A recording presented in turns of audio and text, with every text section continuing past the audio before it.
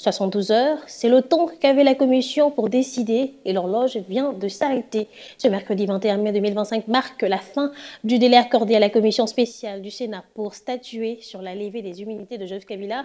Un compte à rebours politique lourd dans un climat tendu où chaque silence pèse. La convocation a été formelle, l'audition attendue, mais Joseph Kabila ne s'est pas présenté. Attendu ce mardi 20 mai devant la commission présidée par Christophe Lutundula, l'ancien président soupçonné de haute trahison est resté invisible. Seul l'auditeur général des FARDC à l'origine de la demande a été entendu. Désormais, le pays attend. La commission doit rendre ses conclusions et l'affaire Kabila pourrait franchir un point de bascule.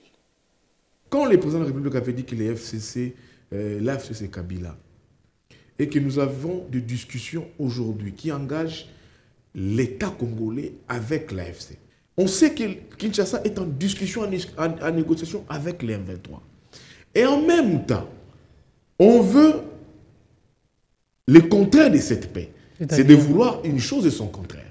On veut la paix, et avec cette personne avec qui on peut faire la paix, comme celui qui soutiendrait la rébellion dans la partie Est, c'est cette même personne par lesquelles les pouvoirs passent pour un peu museler, les mettre en difficulté. Nous avons les dossiers au niveau du Sénat, et je vous dis, toutes ces entrées faites, madame. Oui, où voulez-vous en venir?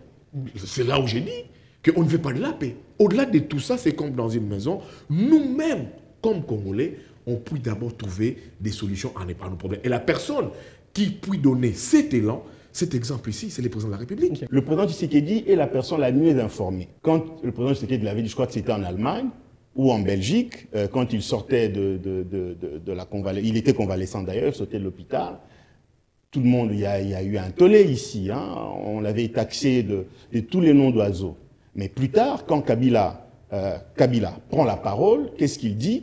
Que les M23, leurs revendications sont légitimes et que les M23 sont l'inspiration du peuple congolais. Madame, vous et moi, tel que nous sommes ici, est-ce qu'une organisation terroriste qui tue, qui pille, qui déstabilise l'institution peut être notre inspiration? C'était une insulte à notre histoire, c'était une insulte évidemment à nos morts qui sont massacrés depuis plus de 30 ans. Ces gens étaient au pouvoir, ils connaissent la force du pouvoir. Je ne pense pas qu'ils ont la force de faire un bras de fer. Il n'y a pas de bras de fer, c'est une mesure disciplinaire, c'est un exemple, c'est de la pédagogie. Pour dire que si jamais un autre jour dans la vie, sur ce sol congolais, quelqu'un qui en même temps était un chef d'État, qui a un parti politique et qui se retrouve être un financier, être un accompagnateur d'un groupe terroriste, d'un groupe armé, voilà ce qui lui attend comme sentence, comme mesure disciplinaire.